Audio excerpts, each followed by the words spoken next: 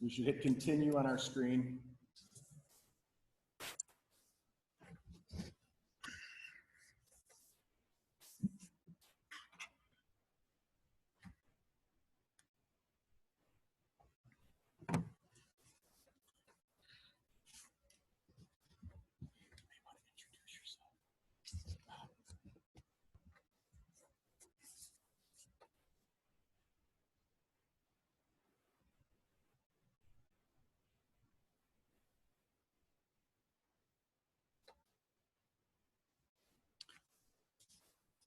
Good evening, all. I'd like to welcome you to the presentation for our budget hearing for the 2020-2021 school year. This meeting is now in order, and I ask that we all rise for the pledge. Pledge allegiance to the flag of the United States of America and to the republic for which it stands, one nation, under God, indivisible, with liberty and justice for all.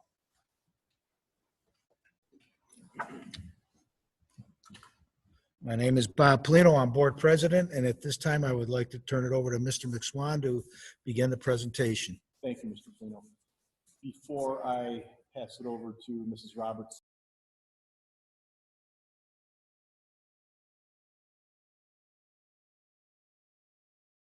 Thank you. I'll start that over again. Thank you, Mr. Polino. Before I do proceed, I would just like to thank a few people. A budget hearing is really the culmination of months of hard work by an entire school district, leadership by the board. But I do want to thank Carolyn, who's done an incredible job through some of the most challenging times that I've ever experienced in public education. Mr. Evans, Mrs. Lamarty, Mr. Janis, and really the entire Cleveland Hill administrative staff has been absolutely incredible over the past 3 months. And again, to the board, your leadership and support through this has made these most challenging times something we've been able to rise up to. So I'd just like to thank everyone for their efforts.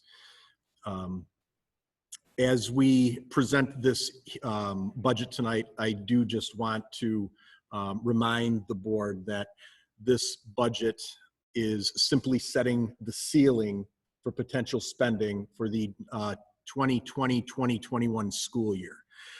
We have heard, due to the certain circumstances through the COVID pandemic, that we may be facing some rather significant budget cuts from the state over the course of the next year. If those do come to fruition, the current budget, which is 4.5% lower than even last year's budget, would have to be significantly cut, which would include staffing and programming.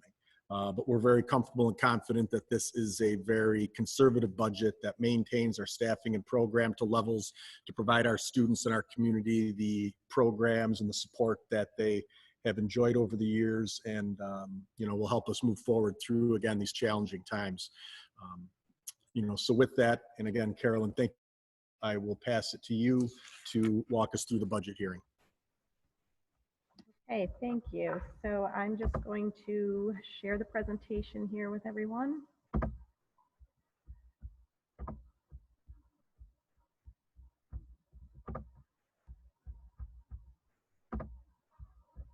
Okay, can everyone see that? Okay, so this presentation is also posted on our website throughout the budget process, as we've had discussions at the board level and developed from our goals and guidelines and budget calendar right up to our most recent meeting, and this presentation are all posted on the website under financial information. So the public can refer to any of that more detailed information that we've developed. But today we're really just going to do an overview of the final budget proposal that was adopted by the board and that is going to be up for public vote in a couple of weeks. So we started this year with setting some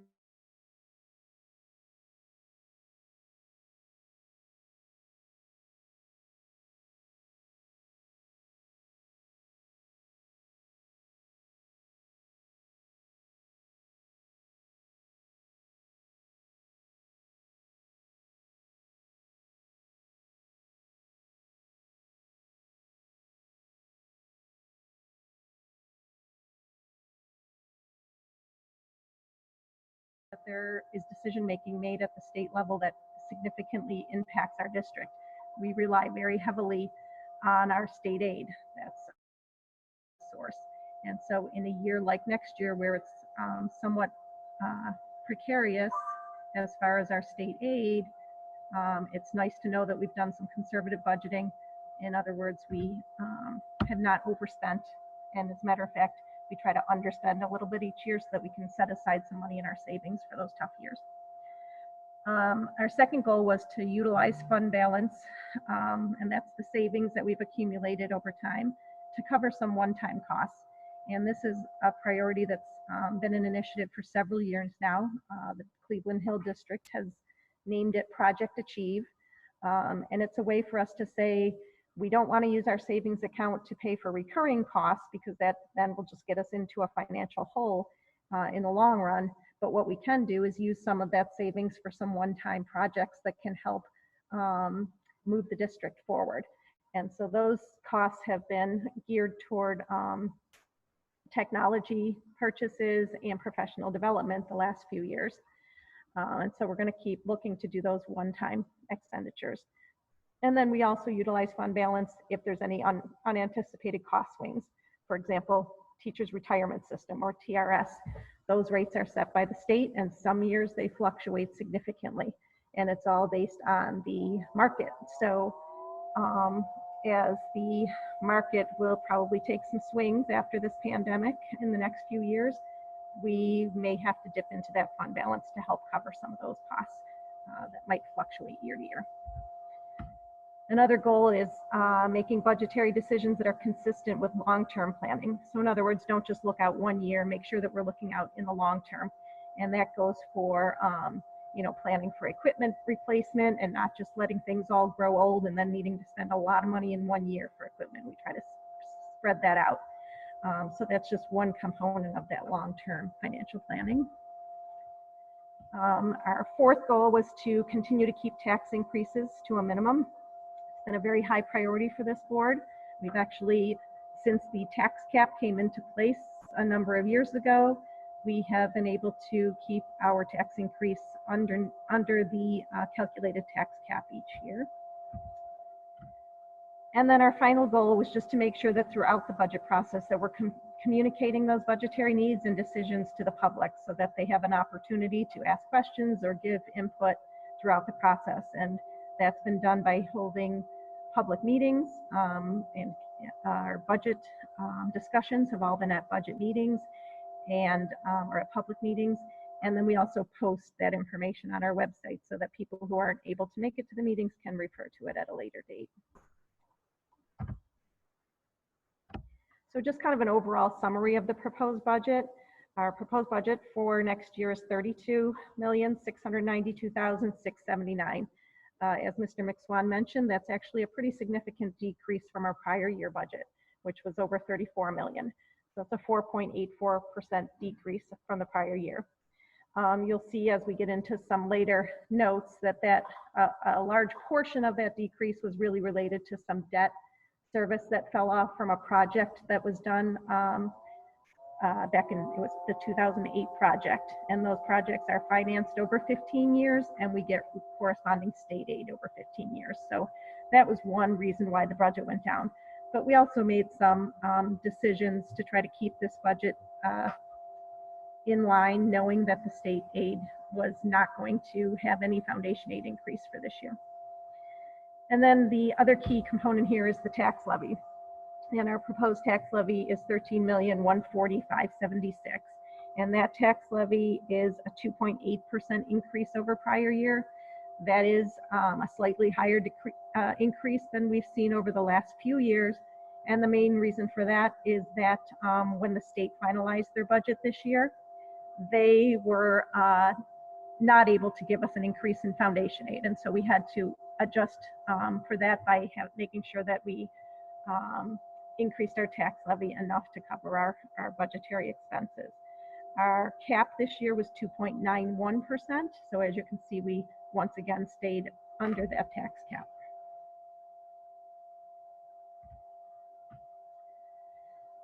All right. right, so we are required to communicate the budget in what's called the three-part budget. And that's breaking down our budget by program, capital, and administration. And the state mandates for every school district which expenses fall into each of these categories. So it's kind of a consistent way, district to district, to compare budgetary spending. So as you can see, last year, our program expenses were 71% of our budget, and this year, they're 77% of our budget.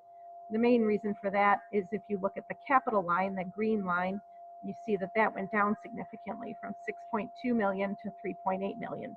And that's that debt service that we're talking about that dropped off.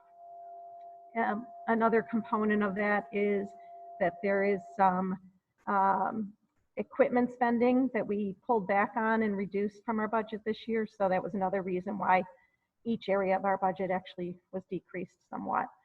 But the main factor of this shift in percentages was really the paying off of that debt, which caused the capital portion of the budget to decline. And then the other thing on this slide that you can note is the overall budget amount. This is where you'll see that the overall budget last year was just over 34 million, and now this year it's 32,692,000. So that's that significant decrease.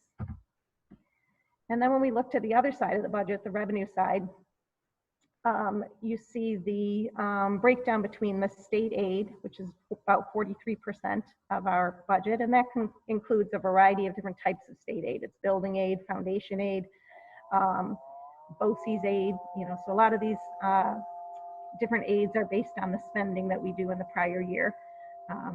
Foundation aid is really that aid that you hear about in the news a lot, and that's the one that is really just established each year by the state.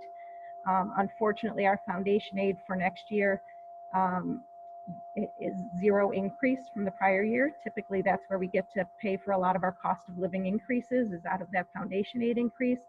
And unfortunately, due to the state finances, in this current time, they weren't able to increase that foundation aid at all. So that's made our blue portion of this pie slightly smaller. Last year, state aid actually accounted for 48% of our budget.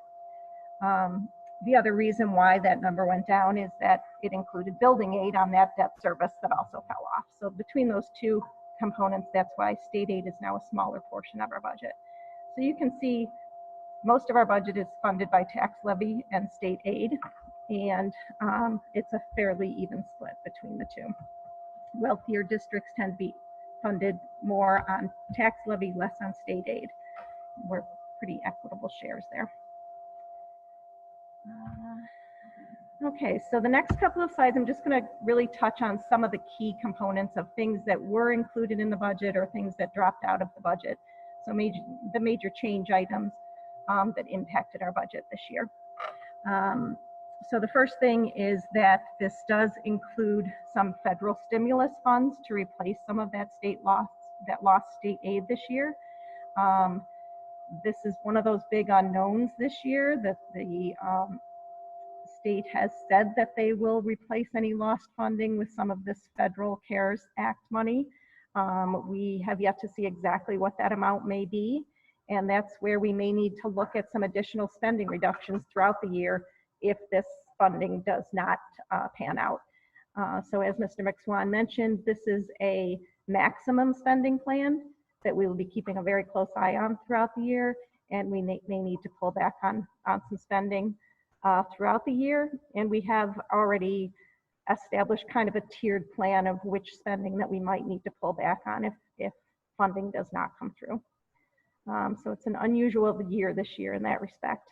The second highlight here is that reduction in debt service, which I've already mentioned. And the third item is that we are going to continue with our student device replacement. We started that this year with replacing 3 grade levels of devices, and next year we plan to do that as well. That might be one of the areas that we might have to pull back on and maybe only replace 2 grade levels worth of devices. We also had a plan to replace teacher technology devices next year, was in our initial plan, but we did already remove that from the budget based on the funding declines. So that, even though those devices are aging, we will delay that for at least 1 year. This budget also includes reductions in spending on some equipment and supply lines, and there again, they may even need to be further reduced, but we did kind of cut those down to just bare minimum spending. The next item is, or the next several are actually some staffing changes. And some of these are based on finances, some of these are based on student needs. The first one is the elimination of one self-contained classroom, and that's simply based on special education enrollment, and the students are still served in a self-contained classroom. It just won't be in district. They'll be sent out to a program out of district at BOCES or another placement. The second thing is it includes the addition of a 5th grade teacher. So our 5th grade is the one grade level in the elementary building that has had one less section for several years now. But as our class sizes have been, our enrollment has been increasing at those lower grade levels, and those bigger groups have been moving up through the grades, we now can no longer have a 5th grade with one less section. So we're going to add that section back in, and so obviously we need to add a teacher for that. We also added a half-time speech teacher, and that is really just to cover student needs based on their IEPs. And we have a reduction of a part-time Spanish teacher, and this is also just based on enrollment in those Spanish electives.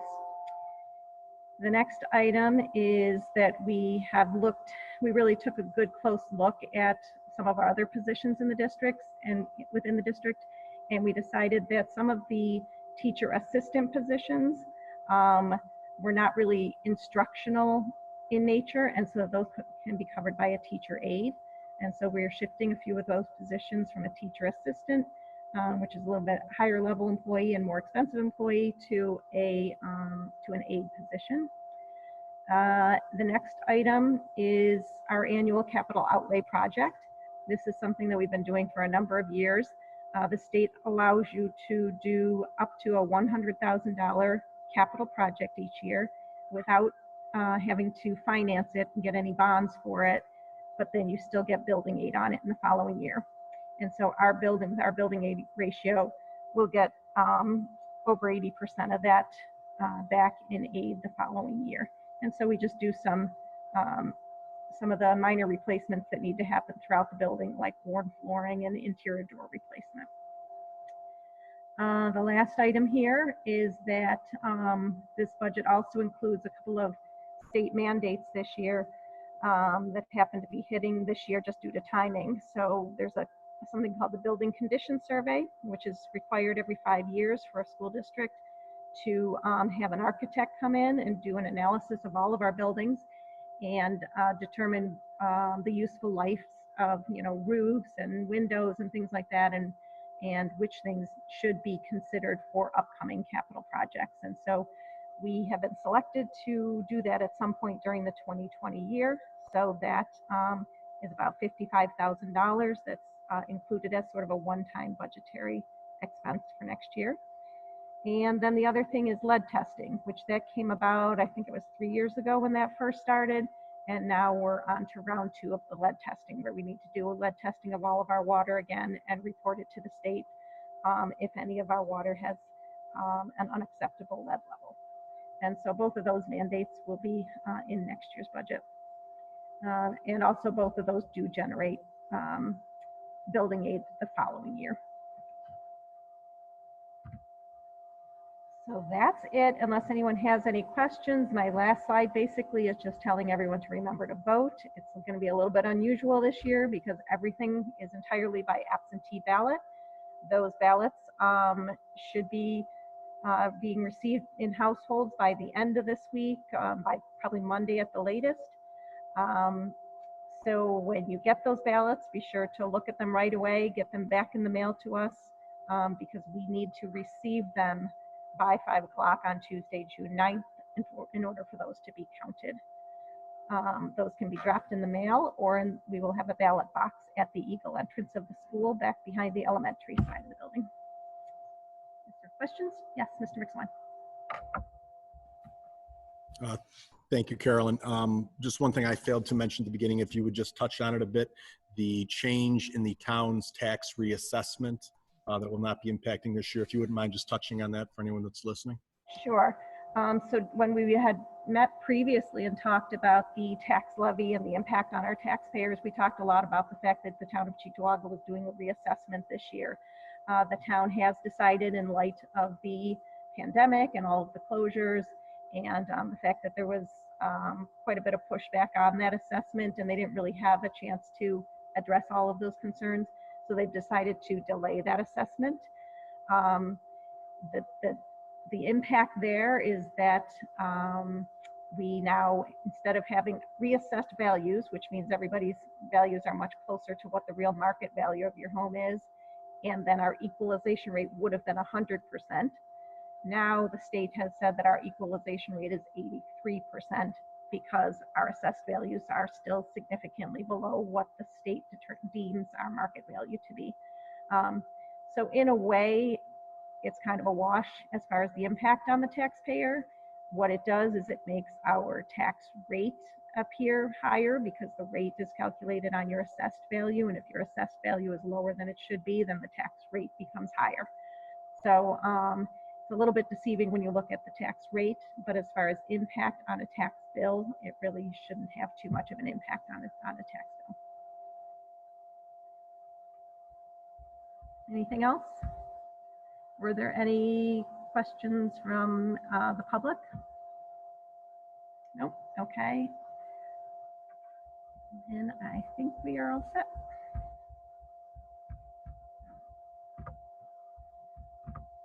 Okay, at this time then, I would like to first of all thank the public for joining us for the budget presentation for the 2020-21 school year. Remember, the vote has been moved to June 9th. We thank you for your time and effort. And at this time, I'll entertain a motion to adjourn. I make motion to adjourn. Second. All in favor? Aye. Opposed? We are adjourned.